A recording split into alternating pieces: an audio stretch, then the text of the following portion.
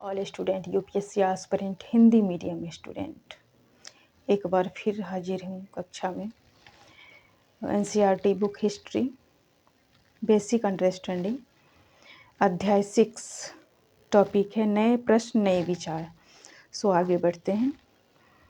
अनघा निकली सैर पर। स्कूल की ट्रिप की ओर से अनघा अपने फ्रेंड के साथ देर रात पुणे महाराष्ट्र से वाराणसी उत्तर प्रदेश के लिए रवाना हुई और अनघा को छोड़ने उसकी माँ गई और उन्होंने अध्यापिका से कहा कि बच्चों को बुद्ध के बारे में बताने के साथ साथ उन्हें सारनाथ दिखाने भी ले जाएं। सो आगे बढ़ते हैं। बुद्ध की कहानी के बारे में मैं आप लोगों को बताती हूँ। बुद्ध धर्म के संस्थापक सिद्धार्थ थे, जिन्हें गौतम के नाम से भी जाना जाता है। उनका जन्म लगभग 2500 साल वर्ष पूर्व हुआ। यह वह समय था जब लोगों के जीवन में तेजी से परिवर्तन हो रहे थे। जैसा कि आप लोगों ने अध्याय 5 में पढ़ा होगा कि महाजनपदों के कुछ राजा बहुत शक्तिशाली हो गए थे। हजारों साल बाद फिर नगर उभर रहे थे। गांव के जीवन में भी बदलाव आ रहा था। अगले अध्याय में आप लोग पढ़ोगे 9 अध्याय में। बहुत से विचारक इन परिवर्तनों को समझने का प्रयास कर रहे थे। वे जीवन के सच्चे अर्थ को भी जानना चाह रहे थे। बुद्ध क्षत्रिय थे तथा शाक्य नाम एक छोटे से गण से संबंधित थे। युवा अवस्था में ही ज्ञान की खोज में उन्होंने घर के सुख को छोड़कर अनेक वर्षों तक वे भ्रमण करते रहे तथा अन्य विचारकों से मिलकर चर्चा करते रहे। अतः ज्ञान की प्राप्ति के लिए उन्होंने स्वयं ही रास्ता ढूंढने का निश्चय किया। इसके लिए उन्होंने बोधगया बिहार में एक पीपल के पेड़ के नीचे कई दिनों तक तपस्या की। अंततः उन्हें ज्ञान की प्राप्ति हुई। इसके बाद से वे बुद्ध के रूप में जानने लगे। यहाँ से वे बनारसी के निकट सारनाथ गए, जहाँ उन्होंने पहली बार उपदेश दिया। कुशीनारा में मृत्यु से पहले का शेष जीवन उन्होंने पैदल ही एक स्थान से दूसरे स्थान की यात्रा करने लगे और लोगों को शिक्षा देने में व्यतीत किए। बुद्ध ने शिक्षा दिया कि यह जीवन कष्टों और दुखों से भरा हुआ है और ऐसा हमारी इच्छा और लालसाओं, जो हमेशा पूरी नहीं हो सकती है, के कारण होता है। कभी कभी हम जो चाहते हैं वो प्राप्त कर लेने के बाद भी संतुष्ट नहीं होते एवं और अधिक अथवा अन्य वस्तुओं को पाने की इच्छा करने लगते हैं। बुद्ध ने इस लिप्सा को तन्हा यानी तृष्णा कहा। बुद्ध ने शिक्षा दी कि आत्मसंयम अपनाकर हम ऐसी लालसा से मुक्त पा सकते हैं। उन्होंने लोगों से कहा कि दयालु होने के साथ साथ मनुष्य के साथ साथ जानवरों के जीवन का भी आदर की शिक्षा देना चाहिए। वे मानते थे कि हमारे कर्मों के परिणाम चाहे अच्छे हो या बुरे, वर्तमान जीवन के साथ साथ बाद के जीवन को भी प्रभावित करता है। बुद्ध ने अपनी शिक्षा सामान्य लोगों की प्राकृत भाषा में दी, जिससे सामान्य लोगों को भी उनके संदेश को समझ सके। बुद्ध ने कहा कि लोग किसी शिक्षा को केवल इसलिए नहीं स्वीकार करें कि यह उनका उपदेश है, बल्कि वे उसे अपने विवेक से मापें। और मैं आप लोगों को सारनाथ स्तूप दिखाती हूँ। Look at this picture you all student. Sarnath स्तूप जो वाराणसी के निकट है। इस इमारत को, जो आप लोग इमारत देख रहे हैं, इसको सारनाथ स्तूप बोला जाता है। यहीं पर बुद्ध ने अपना पहला उपदेश दिया था। इसकी विस्तृत जानकारी अगले अध्याय यानी 11 में पढ़ेंगे। सो आगे बढ़ते हैं।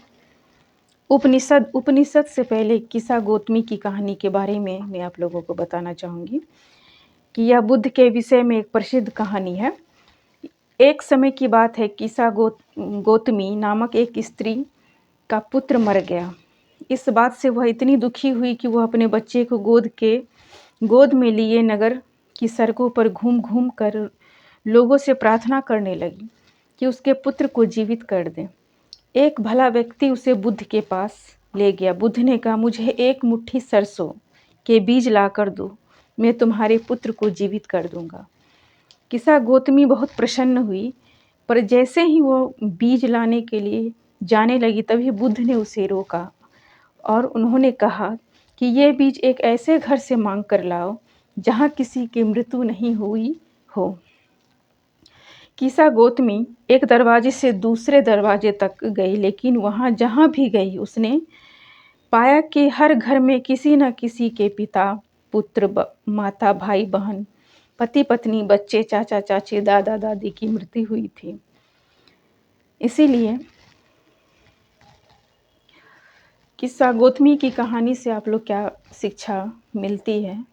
मैं आप लोगों से एक प्रश्न पूछती हूँ, आप लोग सोचना और लिखना कि किस्सा गौतमी की कहानी से बुद्ध ने क्या समझाने की कोशिश की किस्सा गौतमी को, कि बुद्ध दुखी माँ को क्या समझाने की कोशिश की और शिक्षा देने की क्या प्रयास किया। सो आप लोगों भी समझ के लिखने का कोशिश करें। आगे बढ़ते हैं, उपनिषद के बारे में बताते हैं।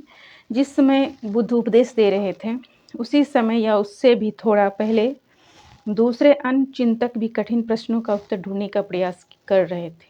इनमें से कुछ मृत्यु के बाद के जीवन के बारे में जानना चाह रहे थे, जबकि अन्य यज्ञों की उपयोगिता के बारे में जानने की उत्सुक थे। इनमें से अधिकांश चिंतकों का यह मानना था कि विश्व में कुछ तो ऐसा है जो अस्थायी है और जो मृत्यु के बाद भी बचा रहता है। उन्होंने इसका वर्णन किया कि आत्मा तथा ब्रह्मा अर्थात सार्वभौम आत्मा के रूप में किया है। वे मानते हैं कि अंततः आत्मा तथा ब्रह्मा एक ही है। ऐसा कई विचारों का संकलन उपनिषद में हुआ। उपनिषद उत्तर वैदिक ग्रंथों का हिस्सा थे। उपनिषद का शाब्दिक अर्थ है गुरु के समीप बैठना।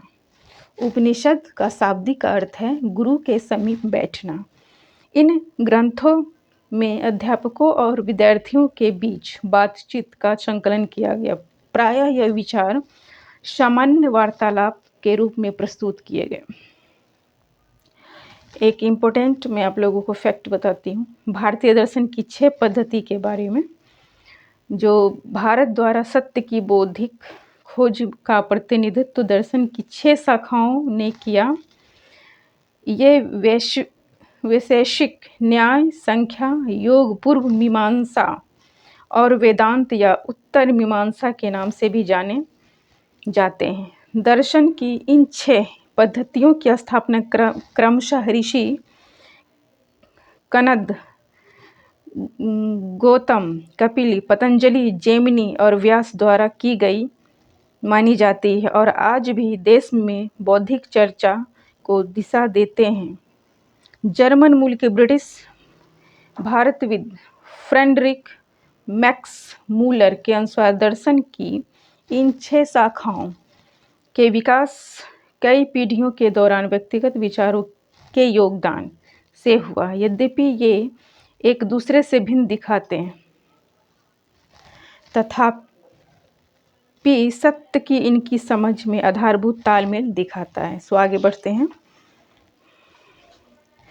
इन चर्चाओं में भाग लेने वाले अधिकांशतः पुरुष ब्राह्मण तथा राजा होते थे। कभी कभी गार्गी जैसे स्त्री विचारकों का भी उल्लेख मिलता है। विद्वता के लिए प्रसिद्ध गार्गी राजदरबारों में होने वाले वाद विवाद में भाग लेते थे। निर्धन व्यक्ति इस तरह के वाद विवाद में बहुत कम ही शामिल होते थे। इस तरह का एक प्रसिद्ध अपवाद सत्यकाम जबाल का है। सत्यकाम जबाल का नाम उसकी दासी माँ के नाम पर पड़ा। सत्यकाम के मन में सत्य जानने की तीव्र जिज्ञासा उत्पन्न हुई। गौतम नामक एक ब्राह्मण ने उन्हें अपने विद्यार्थी के रूप में स्वीकार किया तथा वह अपने समय के सर्वाधिक प्रसिद्ध विचारकों में से एक बन गए। उपनिषदों के कई विचारों का विकास बाद में प्रसिद्ध विचारक शंकराचार्य के द्वारा किया गया, जिनके बारे में तुम अगली कक्षा में 7 में पढ़ोगे। आगे बढ़ते हैं, जैन धर्म के बारे में बताते हैं। इसी युग में अर्थात 2500 वर्ष पूर्व जैन धर्म 24वें तथा अंतिम तीर्थकार वर्धमान महावीर ने भी अपने विचारों का प्रसार किया। वह बज्जी संघ के लिच्छवी कुल के एक क्षत्रिय राजकुमार थे। यह संघ के विषय में आपने पिछली कक्षा 5 में पढ़ा होगा। 30 वर्ष की आयु में उन्होंने घर छोड़ दिया और जंगल में रहने लगे। 12 वर्ष तक उन्होंने कठिन एकाकी जीवन यानी अकेले जीवन व्यतीत किया। इसके बाद उन्होंने ज्ञान प्राप्त किया। उनकी शिक्षा सरल थी। सत्य जानने की इच्छा रखने वाले प्रत्येक स्त्री व पुरुषों को अपना घर छोड़ देना चाहिए। उन्होंने अहिंसा के नियमों को कड़ाई से पालन करना चाहिए तथा किसी भी जीव को ना तो कष्ट पहुंचाना चाहिए, ना ही उसकी हत्या करनी चाहिए। महावीर ने कहा था कि सभी जीव जीना चाहते हैं, सभी के लिए जीवन प्रिय है। महावीर ने अपनी शिक्षा प्रकृति में दी। यही कारण है कि साधारण जन भी उनके तथा उनके अनुयायियों की शिक्षाओं को समझ सके। देश के अलग अलग हिस्सों में प्रकृति के अलग अलग रूप में प्रचलित थे। प्रचलन क्षेत्र के आधार पर ही उनके अलग अलग नाम थे। जैसे मगध में बोली जाने वाली प्रकृति मगधी कहलाती थी। जैन नाम से जाने गए महावीर के अनुयायियों को भोजन के लिए भिक्षा मांगकर सादा जीवन बिताना होता था। उन्हें पूरी तरह ईमानदारी होना पड़ता था तथा चोरी न करने की उन्हें सख्त हिदायत दी जाती थी। उन्हें ब्रह्मचर्य का पालन करना होता था। पुरुषों को वस्त्रों सहित सब कुछ त्याग देना पड़ता था। और एक इम्पोर्टेंट फैक्ट, जैन जो महावीर जीन नाम से बोलते थे, जिसका अर्थ है विजेता। आगे बढ़ते हैं। अधिकांश व्यक्तियों के लिए ऐसे कड़े नियमों का पालन करना बहुत कठिन था। फिर भी हजारों व्यक्तियों ने इस नई जीवन शैली को जानने और सीखने के लिए अपने घर छोड़ दिया। कई अपने घरों पर ही रहे और भिक्षुक भिक्षुनी बने लोगों को भोजन प्रदान की उनकी सहायता करते थे। मुख्यतः व्यापारियों के जैन धर्म का समर्थन किया। किसानों के लिए इन नियमों का पालन अत्यंत कठिन था, क्योंकि फसल की रक्षा के लिए उन्होंने कीड़े मकोड़े को मारना पड़ता था। बाद में सदियों में जैन धर्म उत्तर भारत में कई हिस्सों के साथ साथ गुजरात, तमिलनाडु, कर्नाटक में भी फैल गया। महावीर तथा उनके अनुयायियों को शिक्षाएं कई शताब्दियों तक मौखिक रूप से ही रही। वर्तमान रूप में उपलब्ध जैन धर्म की शिक्षाएं लगभग 1500 वर्ष पूर्व गुजरात में वल्लभी नामक स्थान पर लिखी गई थी। आगे बढ़ते हैं। संघ महावीर तथा बुद्ध दोनों का ही मानना था कि घर का त्याग करने पर ही सच्चे ज्ञान की प्राप्ति होती है। ऐसे लोगों के लिए उन्होंने संघ नामक संगठन बनाया, जहां घर का त्याग करने वाले लोग एक साथ रह सके। संघ में रहने वाले बौद्ध भिक्षुओं के लिए बनाए गए नियम विनय पिटक नामक ग्रंथ में मिलते हैं। विनय पिटक से हमें पता चलता है कि संघ में पुरुषों और स्त्रियों के रहने वाले अलग अलग व्यवस्था थी। सभी व्यक्ति संघ में प्रवेश ले सकते थे। हालांकि संघ में प्रवेश के लिए बच्चों को अपने माता पिता से, दासों को अपने स्वामी से, राजा के यहाँ काम करने वाले लोगों को राजा से तथा कर्जदारों को अपने देनदारों की अनुमति लेनी होती थी। एक स्त्री को इसके लिए अपने पति से अनुमति लेनी होती थी। संघ में प्रवेश लेने वाले स्त्री पुरुष बहुत सादा जीवन जीते थे। वे अपना अधिकांश समय ध्यान में व्यतीत करते थे और दिन में एक निश्चित समय पर वे शहरों तथा गांव में जाकर भिक्षा मांगते थे। यही कारण है कि उन्होंने भिक्षुक तथा भिक्षुनी, साधु, भिखारी के लिए प्रकृत शब्द कहा गया। वे आम लोगों को शिक्षा देते थे, साथ ही एक दूसरे की सहायता भी करते थे। किसी तरह की आपसी लड़ाई का निपटारा करने के लिए वे प्रायः बैठकों भी किया करते थे। संघ में प्रवेश लेने वाले ब्राह्मण, क्षत्रिय, व्यापारी, मजदूर, नाई, गणिकाएं तथा दास शामिल थे। इनमें से कई लोगों ने बुद्ध की शिक्षाओं के विषय में लिखा था तथा कुछ लोगों ने संघ में अपने जीवन के विषय में सुंदर कविताओं की रचना की। आगे बढ़ते हैं। विहार के बारे में बताते हैं। विहार जहाँ बुद्ध, जैन भिक्षुक लोग रहते थे।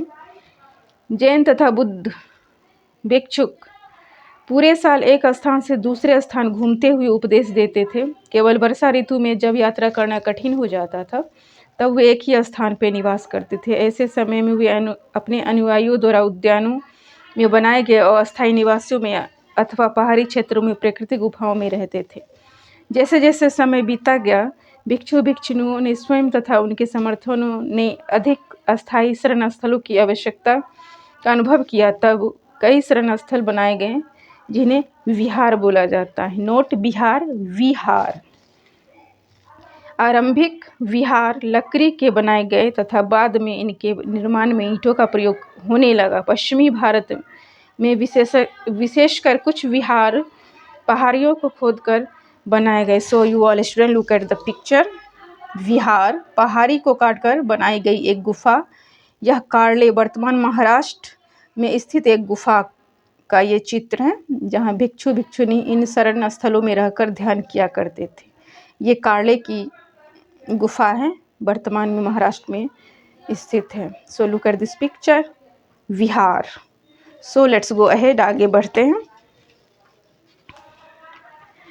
प्राय किसी धनी व्यापारी, राजा तथा भूस्वामी द्वारा दान में दी गई भूमि पर विहार का निर्माण होता था।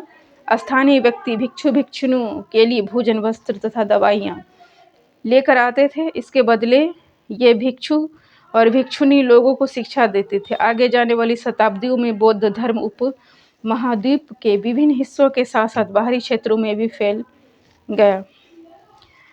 कुछ फैक्ट बताते हैं लास्ट में, इसके बाद समाप्त करते हैं इस चैप्टर को। अध्याय 6 को आश्रम व्यवस्था के बारे में बताते हैं। जैन और